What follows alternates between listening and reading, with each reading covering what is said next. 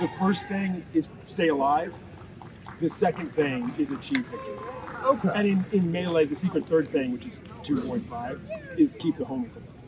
Keep yourself up, keep your buddies up, then get kills. Right. Okay. It's the same in one-on-one without the teammates. Okay.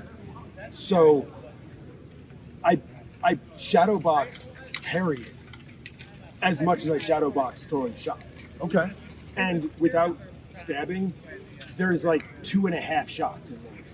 There's this side, there's that side, and there's like the middle. Yeah. Defense to me is more important. Okay.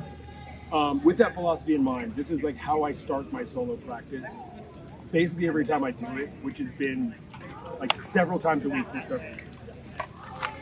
When I started fighting, I was doing Battle of Nations. The way Battle of Nations is scored is they want to see the point of the weapon move 90 degrees. And my guard was always the weapon vertical, so I could drop it into a forearm and have it count for a point. Like this guard, you have to come back to make a strike. Yeah. It's baiting the opponent into doing something.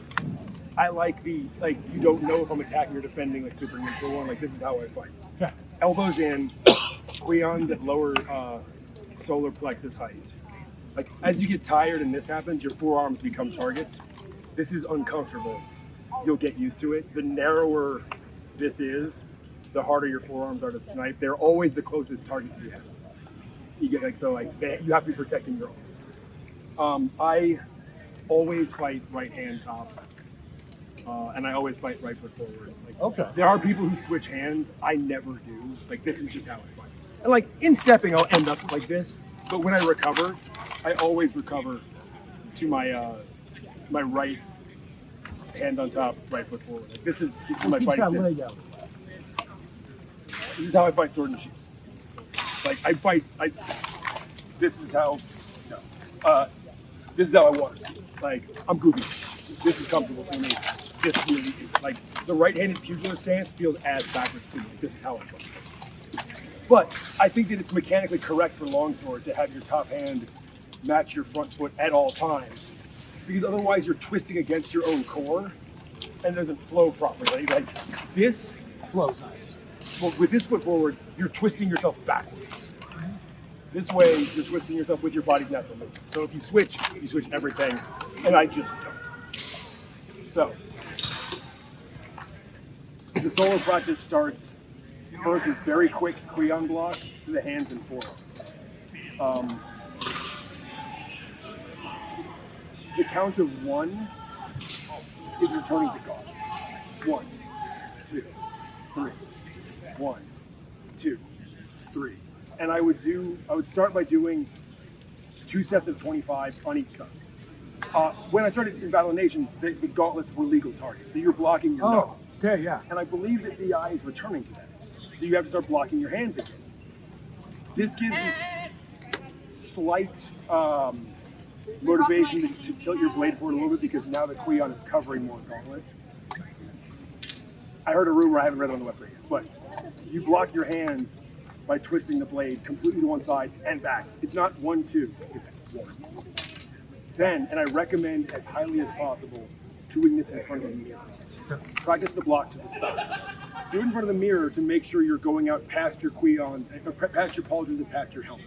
Because this isn't a block if they can still tag your helmet. And your head and shoulders are the parts that are made the most bigger by your armor. So practice in front of a mirror. Sword and shield, sword and buckler. Practice blocking in front of a mirror the right way, with at least the top part of your armor. You fully turn your body when you do it. Like, you're not trying to do a weird sideways. Like, Yeah. Everything should flow. Like, everything should flow. If it doesn't flow, you're probably doing it wrong. It's better to be the river than the rock. Yes, agreed. Okay. Once again, the Queons turn 90 degrees when you do this block. Like, it's not this, because that's how you get hit in the gap in your gauntlets, or they get the point off your barrier. And the point stays roughly in the center, because, like, that fake. Because it's still it's still waiting for that. Yeah. To get around. Yeah. And, like, this is not a good block. This is a good block, because it blocks. I mean, again, think about 180 degrees of possible shots. Okay. You block more of them with a triangle Then you do than with a vertical line. So I would then do like 25 of these on each side twice. So before I even think about throwing a shot, I've practiced 100 blocks. And then I start doing those blocks while like kind of slithering around the pail or like kind of shadow boxing. But again, still not throwing shots. Like practicing moving and practicing parrying on both Breathing. sides. Okay, yeah. Yeah. Oh, I forgot something. The first thing I do is I go out and take my guard. And I hang out in my guard for a minute. Okay. If you're standing still for a minute and you're not breathing, you will notice. If you're standing still for a minute and you're doing something totally fucked up with one of your joints, your body will tell you. Okay, I like that. And practice should be deliberate. As a side note, muscle memory doesn't exist. Memory exists in the synapses in your brain. That's the only place memory exists. What your muscles do is electrical signals being sent from your brain to your muscles. So if you're practicing without thinking about practicing, you're not retaining the information because all retention is in your brain. And so I think you have to be kind of zen about it. Yes. So that minute of centering yourself is gearing you up to learn from your entire practice session. Going back to where we were. So then, slithering around, practicing some parrying. And also, it's harder to tell if you're moving the shot coming in if you're already moving. Yeah. Movement wins fights. Yes. And you can't block and strike at the same time with a longsword because you only have one implement. Plus or minus very sneaky shit. Like basically. So it's better to always be moving. Mm-hmm. Because again, being harder to hit and making your shots harder to block. Like two dudes standing in front of each other trading punches until like someone tells them to stop, a la schoolyard, is not good fighting. So now we're talking about like a good 15 minutes of practice before you even throw a shot. But it's building what to me are the fundamentals of winning. Because there's like basically two shots. This side, that side, and straight up and down. So Fiore says, Fendente or peasant cut. Everything is basically that. Yeah. Everything else in HEMA is about the point of your weapon, which we can't use. Which we can't use. So yeah. that negates Most of it. like a good 75% of what you do with a fucking sword. Yeah. And the rest of it is negated by the fact that you don't use a blade concussively. Like we've all cooked, right? Think about a chicken breast. It's the same density as your muscles. You don't whack it with the tip of the knife. That's how a knife works. These don't work like swords. We're playing tag with the tip of it. You have to get the tip of it moving, which is all about swords. So if it's already moving, it's going to be easier to get it going. No, that's it. I generally fight from this static guard. But once I'm moving, then everything is drifting. Because again, I want to be loose. And if there's some weird new shot I'm working on that hasn't been in about 7 years, because there's 2.5 shots, then I'll do pell work standing still. But I'll pretty much always do it while stepping. Because you should be stepping in a fight. Even if you've got, like, even if I've come around like this, and you can't hit me, but I can hit you, I should keep moving because you're gonna turn. Yeah. Like, this advantage lasts for a second. And so, like, you really have to be moving over. You can turtle up behind a shield and block everything and get shots. You can't do it with a longsword. So, like, I believe you have to be moving the whole time. Okay. And I really like to play with range. So, like, practicing the stepping gets you ready to, like sometimes you block, sometimes you make them miss. Both have their uses, and you should have both in your toolbox because you can make them miss and hit them at the same time. Your feet will get you out of trouble when you have Yeah, and so I believe that, well, I think it applies to everything. I can say with some surety that it applies to longsword fighting. It is 85% fundamentals and 15% embellishments based on your personal physicality and mind. So Beth is a phenomenal longsword fighter. Gets in close and uses a hanging guard. Okay. I don't do either of those things. I'm much taller and I'm mostly limbs. I fight from out here because I can hit you from out here and I can get out of range. And if you are just shorter or like proportionally more torso than limbs, like there is a chance that I can hit you and you can't hit me. Yeah. If I'm back here. You're pretty tall, have like pretty long limbs. I would recommend this too. You are, from a science perspective, fairly proportionate, not super tall, but slim enough to probably be really quick. So think about like the dodging. Don't think about trading punches because every once in a while you'll fight someone who outmasses you by like 30 pounds. Most of the time. Right. Yeah. And at that point you start doing your own thing. Like Yeah. You might use a hanging guard sometimes because someone might be 7 inches taller than you. If I fight someone 7 inches taller than me, like maybe a hanging guard will come up. Probably not because I never practiced it. It'll probably be a lot of dodging.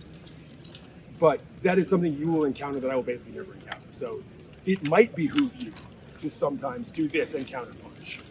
I just don't do it. And you're like at that point you have to learn from your own experience. But the footwork, the parrying, and the stepping, that is universal. You will use all of that in every single fight you win, and most of the fights you lose too. But I don't think you can win against any kind of good opponent if you're not doing footwork and parrying. Like, that's more important. And yeah, practice shots, both of them. Practice them while stepping, because now there's more than one. Put your sword for a second. This is not a combo. He doesn't have to move to block it. This is a combo. He's got to do something. Okay. And something you'll find against new fighters, if you throw 2 shots, if you throw the same shot twice, too fast, they won't even move, but just block it because the sword's out there. Yeah. If you do it while stepping, it's now not the same shot twice. Okay, I like that. By moving offline, you change the angle of your shot, which makes it a new shot, which means they have to react to it, or you'll get a point. Either one is fine. You got to get it moving, because otherwise, like if we just stand here and like take turns throwing shots, we'll both block all of them. So you got to like make it come from somewhere weak. Okay, and that honestly is the vast majority of the fundamentals. Now practice them every day for 5 minutes. And fight everyone you can. But when I've always been like a little bit solitary and a little bit autodidactic. So I developed this stuff as a way to train by myself. Because I am by myself every day. You can do this every day. You don't need a sword, you can use a wooden spoon. You can do it in the air, but it's better to have a handle. John, did you win? I was just testing you. That was a concussion check. You can do the stepping anywhere. It's good to step around a thing. You can do it out in the yard. Draw an X on the ground. Step around that.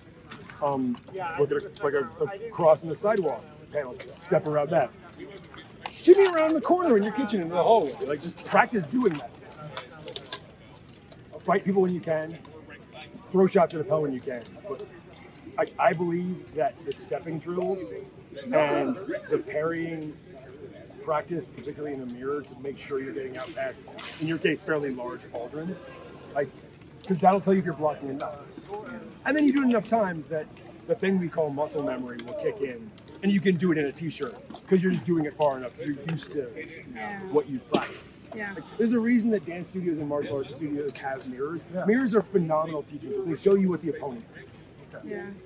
Like, if your only mirror is on a door at the end of a hallway, you can take your guard in a hallway and see what the opponent sees. Yeah. I don't think this is good for our sport because you will very rarely find gauntlets you can do that. I can't. Does it work? Oh yeah. Yeah. Because you definitely get better spheriches with a thumb on the board. I recommend Musashi's book of 5 rings. Yes, having an untethered mind. Yeah. There are good translations and bad translations. The good translations say you must practice this constantly, about once a page. If your copy of it doesn't say that, I think it's missing the most important lesson. Okay. Like, you have to practice constantly. Because it basically is about making your awareness always be ready. Like, there's no day when I couldn't fight an okay sword fight because I practice constantly. Like, I'm always kind of ready. On game day, I'm like as focused as I can be. But like on Tuesday, like I'm kind of ready because I'm kind of always ready. So I just think about it all the time. Like, if you got 5 minutes and you can spend 3 of them in front of a mirror doing this, and then like 2 of them stepping, that's better than nothing. Do that lots, and it will start paying off. Yeah. Thank you. Oh, my pleasure. Thank you. I love this stuff. I want more people to be good at it. Now I'm just talking about longswords. I like talking about longsword. That is the intro class in its quickest form. Are there any questions?